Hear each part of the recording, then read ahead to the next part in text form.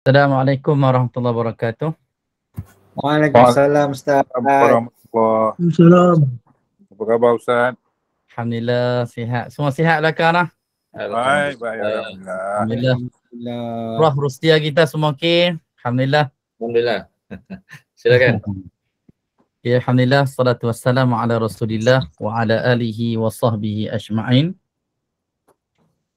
Allahumma salli ala Muhammad wa ala ali Muhammad kama sallaita ala Ibrahim wa ala ali Ibrahim wa barik ala Muhammad wa ala ali Muhammad kama barakta ala Ibrahim wa ala ali Ibrahim fil alamin innaka Hamidum Majid. Amma ba'd. Prof Datuk Syahnur dan semua sahabat-sahabat tuan-tuan haji dan puan-puan hajah yang dirahmati Allah sekalian. Alhamdulillah, malam ni kita sambung lagi pertemuan kita dalam kuliah malam ni kuliah hadis berkaitan dengan Mukhtasar Ibni Abi Jamrah. Baru ni kita dah cerita dah sepintas lalu berkaitan dengan sejarah pengarang kitab kita, dan baru ni kita dah masuk hadis yang pertama, dan insya-Allah pada malam ni dengan tempoh 30 minit ni, tempoh setengah jam ni, Ustaz cuba bagi Dan 3 hadis. Kalau tak Dan, sempat 2, insya-Allah kita sambung pada kuliah yang akan datang lah. Qala al-mu'allif rahimahullah wa nafa'na bi'ulumihi fid darain amin. Hadis yang kedua, 3 perkara membolehkan seseorang mendapat kemanisan iman. An Anas bin Malik radhiyallahu anhu anin Nabi sallallahu alaihi wasallam qala salasun man kunna fihi wajada halawatal iman ay yakuna Allahu wa rasuluhu ahabbu ilaihi mimma siwahuma wa ay yuhibbal mar'a la yuhibbuhu illa lillahi ta'ala wa ay yakraha ay ya'uda fil kufri kama yakrahu ay yuqzafa fin nar. Tuan-tuan rahmat Allah sekalian, hadis yang pertama, cuba kita tengok terjemahan dulu.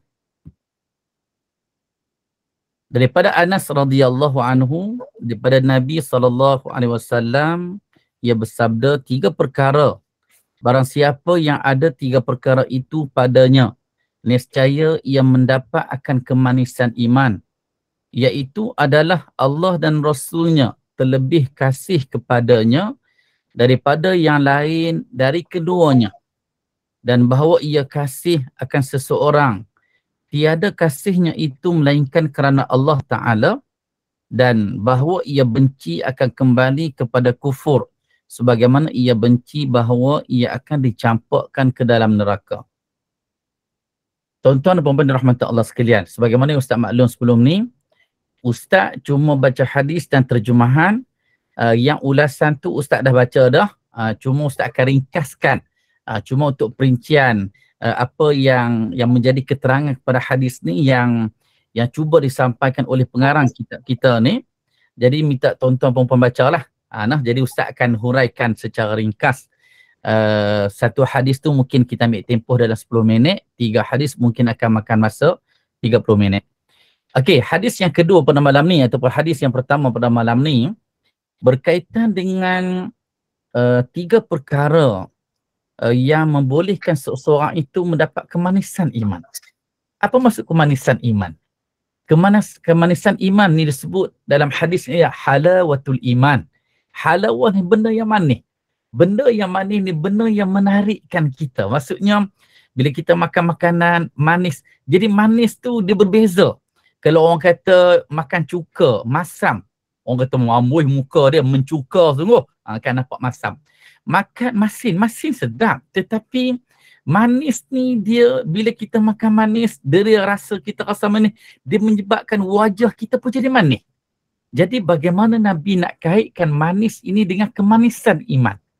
Supaya apa yang kita rasa iman, kita rasa manis. Kita rasa nak buat kebaikan. Bila Nabi sebut iman, Nabi kata iman ni, iman yang Nabi kata iman sab'una wa bid'a. Nabi kata iman ni ada 70 lebih, Nabi kata. Dia ada cabang-cabang dia. a'laha qawlu la ilaha illallah. Yang martabat paling tinggi iman ialah la ilaha illallah Muhammad Rasulullah. Tidak ada Tuhan yang disembah melainkan Allah. Muhammad itu utusan Allah. Itu martabat paling tinggi untuk iman seseorang. Bagaimana dia pergi mana tempat pun, i'tiqad dia sentiasa dibawa tidak ada Tuhan yang disembah melainkan Allah. Muhammad itu utusan Allah. Kemah akidah dia. Kemudian wa adnaha, iman yang paling rendah dalam 70 lebih tu hak paling, kita kata paling hak rendah sekali martabat dia, imatatul adza anit tariq. Nabi kata membuang sesuatu yang menyakitkan di jalan. Kita tengok ranting, dahan, duri, kaca, kita kata isyhad ni lagi kalau orang lalu sikit orang pijak ni, ini sampah ni kotak ni, jadi menyebabkan suasana tak bersih. Kita tengok macam tu ada iman kita, kan? Okey, jadi Ustaz nak kaitkan dengan di sini, 3 perkara ini menyebabkan seseorang tu rasa manis iman dia. Mesti kena ada 3 benda ni. Ada 3 benda ni kita akan rasa seronok nak buat kebaikan. Kan setengah orang dia kata tak apalah orang lain lah. Hak ni tak apalah orang lain lah. Kan kita rasa hak ni tak penting ni. Kan maksudnya kita tak rasa manisnya iman. Kita tak rasa itu proses untuk kita dapat pahala. Jadi 3 ni kita boleh muhasabah untuk kita. Mungkin sebahagian orang dah ada dah 3 perkara ni. Allah, pintu lupa kunci, baby masuk dah. Saat nak hantar dia keluar. Dia rumah seorang, saat main 2 orang pula.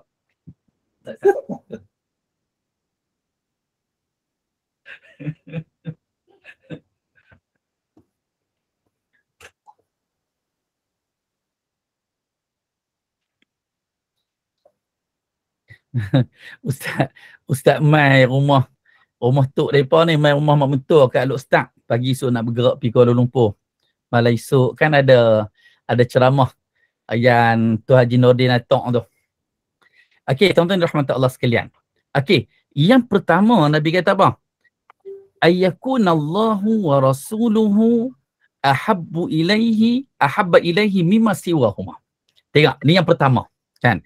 Maksudnya orang yang dapat kemanisan iman ni, yang pertama dia kena ada yang ni. Maksudnya dia menjadikan Allah dan Rasul lebih dia kasih berbanding dengan benda lain.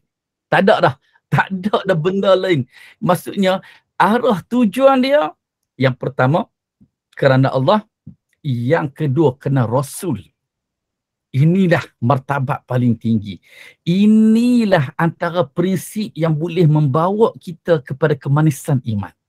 Sinilah yang kita kata martabat iman yang kita rasa hidup kita kat dunia ni tak ke mana pun. Kita kasih sesama manusia, habis kat manusia aja, habis dunia aja. Hari ni kita kasih, mungkin esok kena keji pula. Kan? Hari ni kita orang puji kita, mungkin esok orang keji. Kan ni baru bubar parlimen ni, kan? Baru je jadi YB dah kata. Ni belum tentu dicalonkan. Baru je pegang jawatan yang tinggi, mungkin lepas ni akan jatuh jawatan pula. Maksudnya, kalaulah orang menjadikan Allah dan Rasul mengatasi semua yang ada, Masya Allah, hebat iman dia.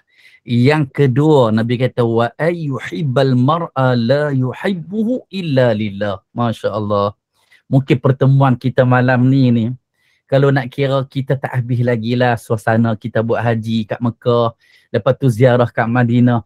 Maksudnya kita masih jadikan satu ruang untuk kita jumpa dalam ruang online ni. Masya Allah, kan? Ustaz pun korban jugalah, tak sat pecut bawa kereta dari Kangak saat ni. Tengok Allahu Akbar 9.50 dah. Kan? Dengan gambar tadi.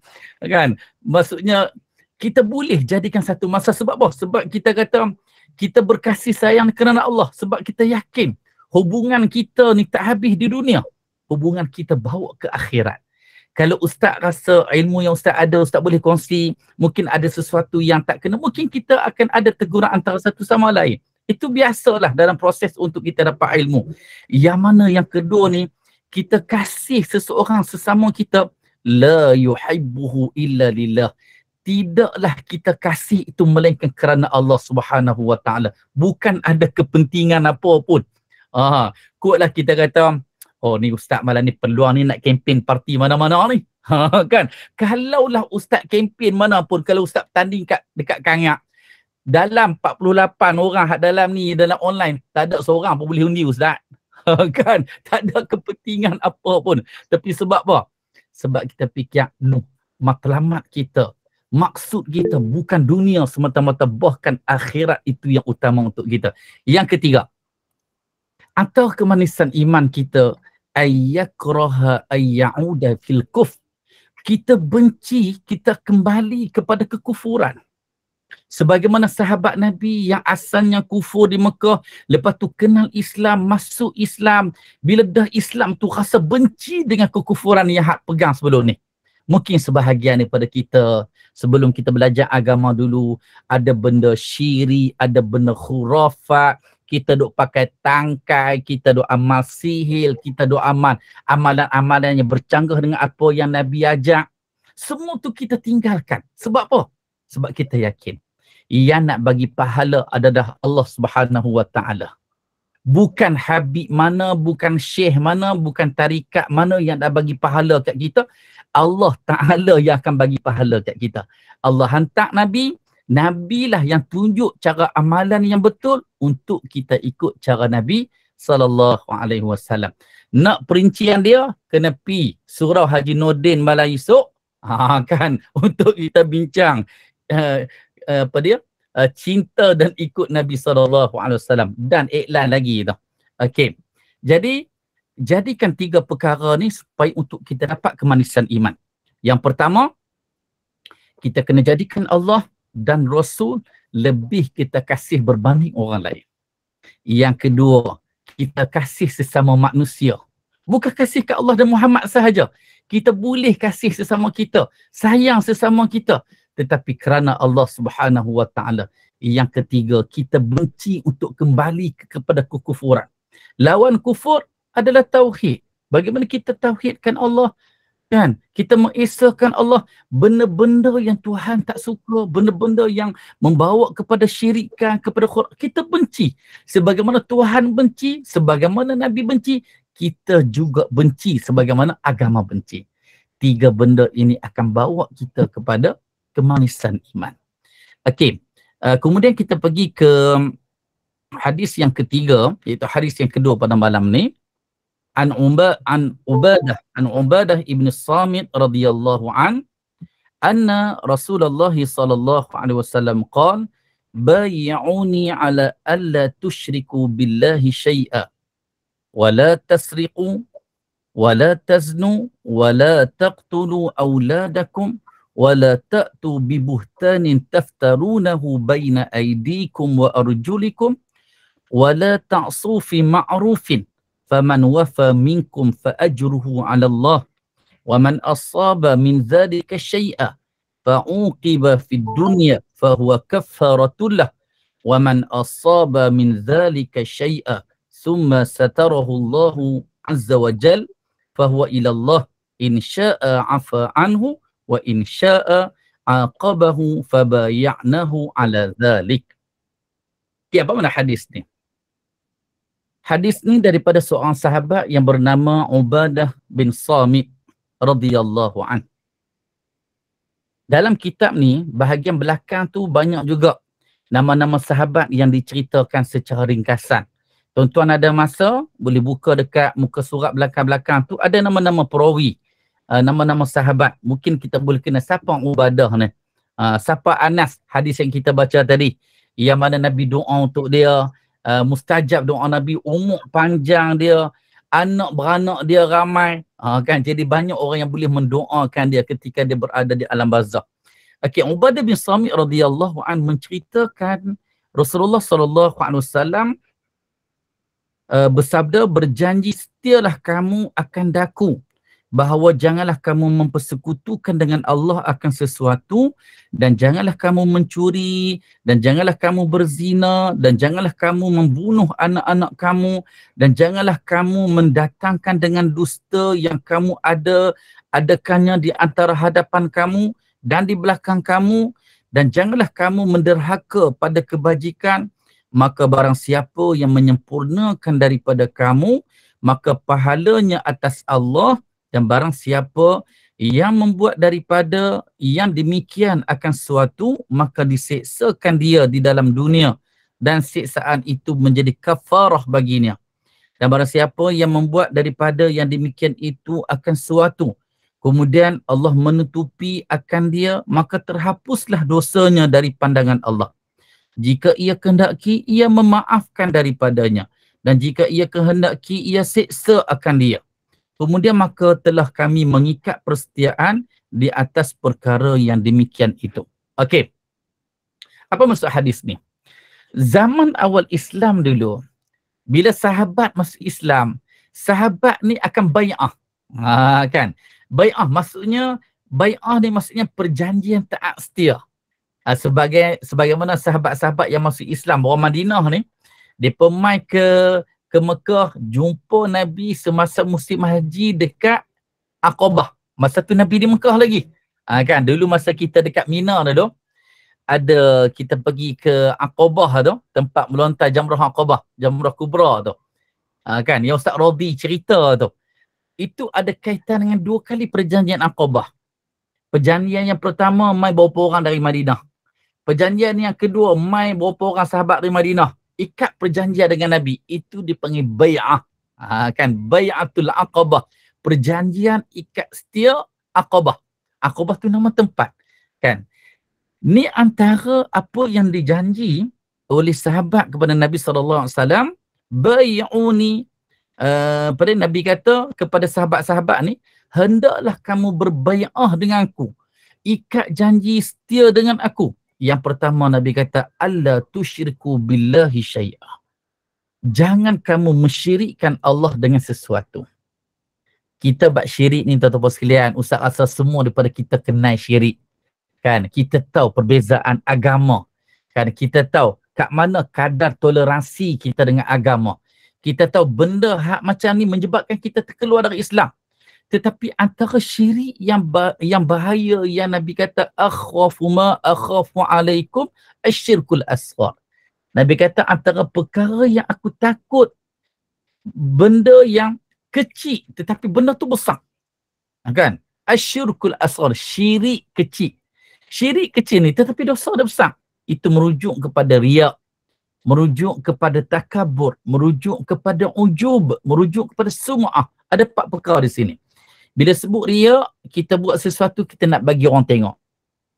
Takabur, kita buat sesuatu kita rasa sombong, kita rasa belagak. Kan? Yang ketiga, ujub, kita buat satu kita rasa hebatnya kita. Kan? Ta'ajub, kita kagum dengan diri kita. Kita kata, amboi nak baca Quran pun malah aku sehari 5 juzuk. Kan? Itu ujub dia panggil. Kan? Apa ni? Masuk masjid nak semai tahiyyatul masjid pun malah. Kan? Aku buat 2 rakaat bukan payah mana pun. Kan? Sebab apa? Sebab kita tengok dia duduk, kita bangun. Kan? Yang keempat ialah sum'ah. Kita buat sesuatu, kita nak telinga kita dengar orang puji kita. Kan? Semua ini adalah syirik kecil yang merupakan dosa besar. Kan? Jadi bila Nabi janji di sini ni, maksudnya tidak mensyirikkan Allah dengan sesuatu ni, jangan kita nampak syirik besar yang menyebabkan kita terkeluar daripada Islam je. Syirik kecil itu juga memudaratkan amalan kita. Yang kedua, wala tasriqu, janganlah kamu mencuri. Kan? Mungkin tak ada kot kita nak curi bah. Kan? Kecuali haknya nak curi harta kerajaan. Kan? Ikhlas kita sebut kan. Kadang-kadang orang kerja ni kadang dia salah guna kuasa kan. Salah guna kan jawatan dia. Kan? Kita kata ni jenis Mr. 10%. Kan? Ni semua berlaku. Kan? Semua berlaku. Kan? Okey, yang ketiga, wala taznu, jangan kamu berzina. Berzina mungkin peringkat kita ni kita kata na'udzubillah dah. Tetapi ujian sebenarnya. Kan? Ujian. Kadang-kadang kita tengok ada kawan-kawan yang terlanjur. Dia pergi mana-mana tempat kursus. Tiba-tiba waktu malam diketuk pintu. Ada perkhidmatan khas. Kan? Na'udzubillah. Orang yang tak diuji mungkin dia tak rasa apa. Tetapi orang yang pernah diuji, Allahu Akbar, tak tidur malam. Kan? Tak tidur malam. Duk fikirnya tu.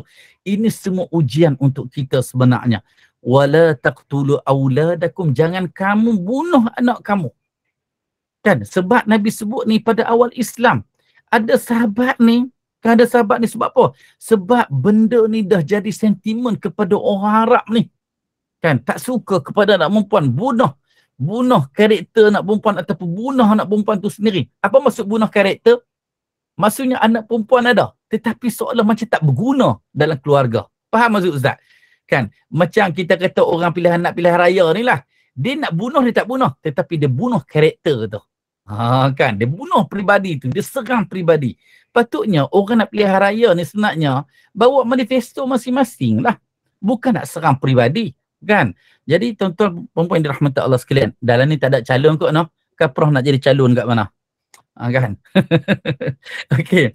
Jadi wala taqtulu auladakum juga merujuk kepada orang yang gugurkan janin tanpa ada dosa. Janin dah lebih 4 bulan dah. Janin tak ada masalah.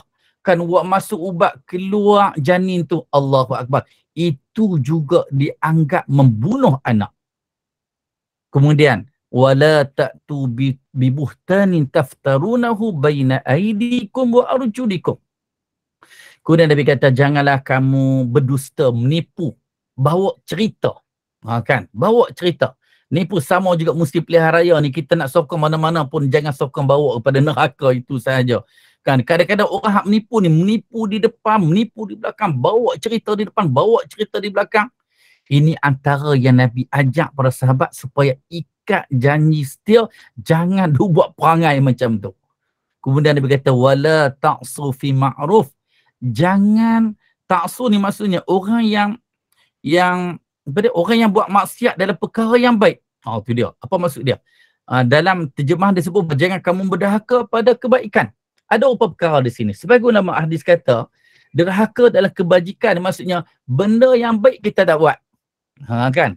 Benda yang baik. Maksudnya di sini Nabi menggunakan istilah ma'ruf. Ma'ruf ni benda baik, benda yang dikenali dalam syariat. Sebab tu ibadat ni dia tak boleh reka buat sendiri. Ibadat ni yang ma'ruf, yang dikenali dalam syarak. Syarak ni maksudnya hak mana yang Al-Quran ikut nafsu dia. Ikut dia rasa macam hak ni okey ni ibadat ni. Dia fikir cara akal. Agama Islam bukan macam tu. Sebab tu nak selaras agama kita seluruh dunia ni hanya boleh disatukan jika semua mengikut sama macam Nabi. Itu sahaja. Kalau orang berbeza dengan Nabi, kita akan tengok geng tarikat kan. Mereka berbeza. Sampai ada beratus tarikat. Beribu tarikat. Di Negeri Sembilan nak tapih tarikat tu saja berpuluh, beratus. Kan ada kawan yang bertugas di Jabatan Mufti pada Negeri Sembilan. Dia ada satu unit dekat Jabatan Mufti itu bahagian untuk semakan dan kawalan tarikat. Jenuh nak kawal. Kan? Jenuh nak kawal. Kan? Sebab apa? Sebab masing-masing berbeza dengan apa yang dilaksanakan oleh baginda Nabi SAW. Jadi perkara kebaikan jangan kita derhaka, maksud kita tak melaksanakan. Ataupun satu lagi ulama sebut ialah kebaikan yang kita buat dalam keadaan derhaka. Maksudnya kerana terpaksa. Tidak ikhlas kerana Allah. Ini juga maksud atas kita menderhaka dalam perkara kebaikan. Kemudian faman wafa minkum. Siapa yang melaksanakan, Tuhan kata, siapa yang menyempurnakan daripada kamu hak semua kebaikan, semua hak larangan, maksudnya taat. Hak larang jangan buat. Hak suruhan kita buat. Nabi kata siapa melaksanakan semua tu dalam kalangan kamu, fa ajruhu Allah. Fa ajruhu 'ala Allah, maka pahalanya mai daripada Allah Subhanahu wa taala. Wa man asaba min zalika syai'a. Nabi kata sesiapa yang membuat daripada yang demikian itu fa'uqiba fi dunya. Apa maksud dia? Maksudnya dia diseksa di dunia. Ada manusia dia buat semua benda tu. Kan maksudnya yang hak larang dia tak buat. Hak mana yang Nabi suruh dia buat. Tiba-tiba dalam dia duk taat arahan Tuhan tu, tiba-tiba dia kena musibah di dunia. Waman asaba, dia kena musibah. Kita kata sepatutnya bila taat arahan Tuhan, sepatutnya Tuhan baik dengan kita lah. Seksa orang kafir sudahlah. Seksa orang yang jahat sudahlah. Seksa orang yang buat maksiat sudahlah. Sebab apa kita hak baik kena seksa juga? Kan, kena uji juga. Kan, kena kemalangan juga. Tengok Nabi kata apa?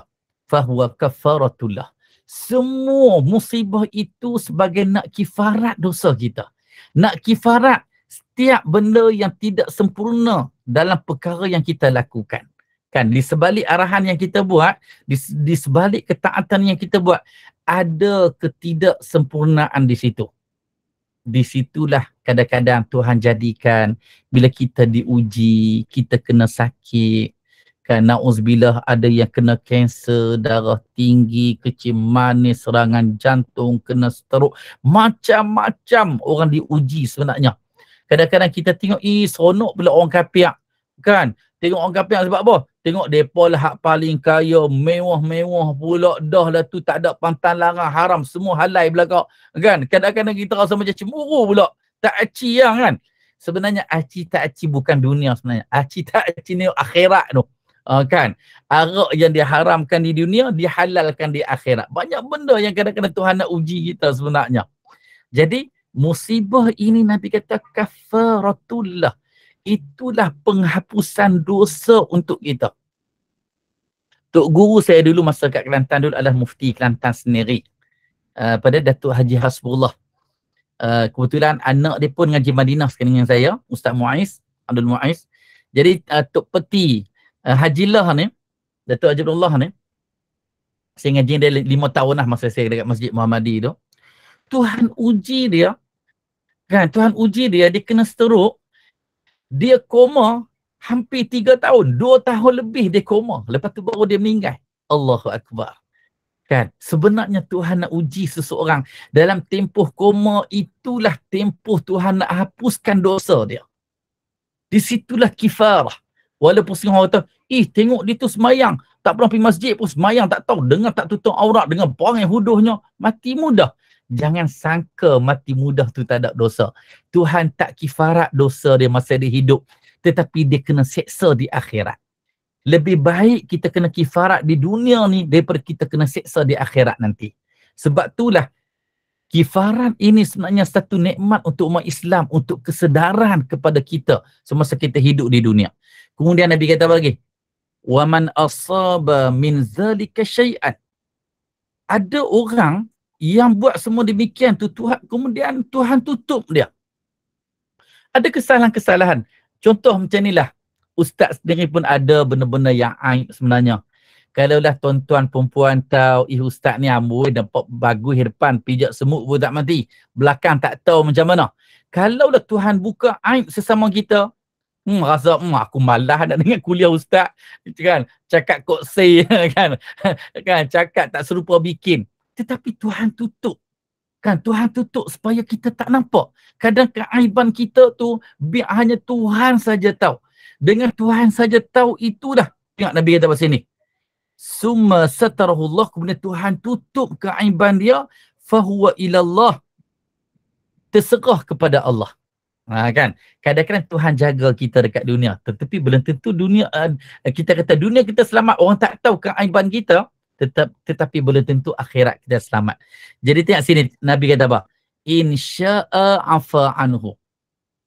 Keaiban kita, kesalahan kita yang Tuhan tutup, orang lain tak tahu, Nabi kata jika Allah kehendaki, Allah akan maafkan kesalahan tu. Saya sebelum saya cerita dah, saya dilantik sebagai ahli lembaga penjara dekat Perlis ni. Bila kita pergi sana, kita tengok ada sebahagian penjenayah yang jadi hak yang banduan ni, ada setengah tu baru nak curi kali pertama. Dan kesalahan curi gerek ya. Kan, orang lihat curi bilion tak kena apa kan. Contoh tak kata kat siapa. Kan, baru curi basikal je kena 3 tahun penjara. Kan dia kata, ustaz, Tuhan nak uji saya. Saya hari tu duit tak ada, saya ingat nak curi lah gerek apa dia jiran sebelah. Kok boleh jual dapat 200-300 kan. Dengan gerek tu 3 tahun dia kena.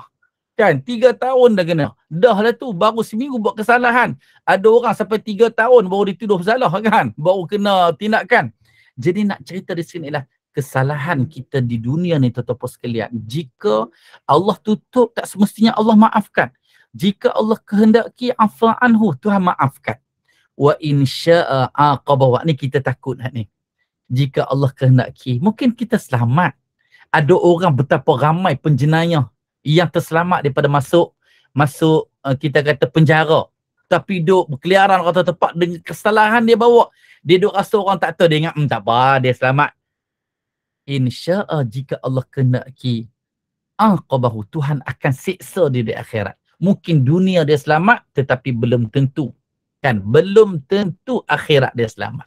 Sebab itulah kita ni duk ruang mana pun. Kan? Di rumah ke, ruang kerja kita ke, ruang politik kita ke, ruang kita mana-mana kita jawatan apa pun, semua itu ada tanggungjawab. Di situ ada dosa, di situ ada pahala, di situlah ada amanah, di situlah kita kena pecah amanah. Macam-macam risiko. Mungkin sebahagiannya ada kena tangkap, mungkin sebahagiannya selamat. Sama ada Allah nak ampunkan dosa dia di akhirat nanti, ataupun Tuhan akan siksa dia. Jadi Nabi tutup hadis Nabi kata fabaya'nahu. Kan?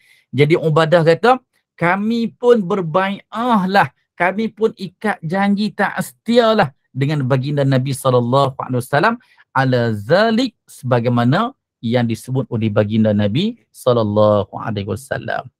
Jadi malam ni sempat 2 hadis sahaja. Jadi hadis yang keempat insya-Allah kita akan bawa 2 minggu lagi. 2 minggu lagi pun jadi minggu depan akan masuk tadabbur lah. Itu pun Ustaz akan maklum semula dah, sama ada Jumaat malam ataupun Sabtu malam ataupun Ahad malam. Jadi Ustaz hanya boleh confirm, kan?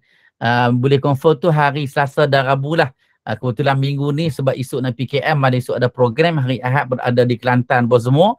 Jadi banyak agak program, jadi tak sempat lah Ahad tu. Kan? Jadi insyaAllah apapun Ustaz akan cari ruang dalam seminggu ni, kecuali tak ada ruang tu, mungkin ada minggu yang kita terpaksa tangguh lah. Kan?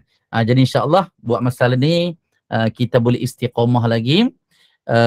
Sama ada malam Jumaat malam Sabtu ataupun Sabtu malam ataupun Ahad malam Isnin. Okey tuan-tuan, Ustaz rasa sekadar tu sahaja. Ada persoalan yang tuan-tuan nak tanya, tuan-tuan boleh personal message kat Ustaz.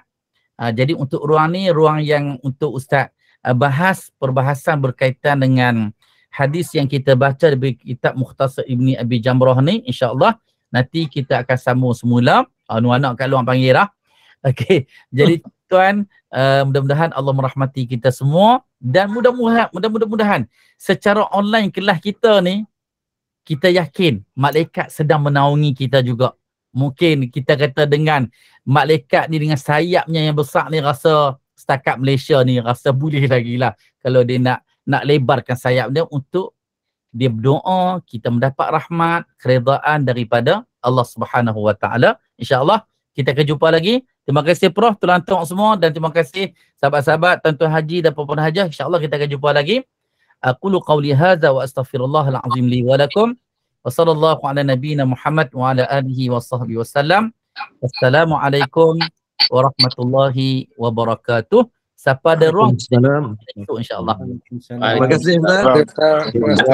Terima kasih sangat. Jumpa lagi insya-Allah.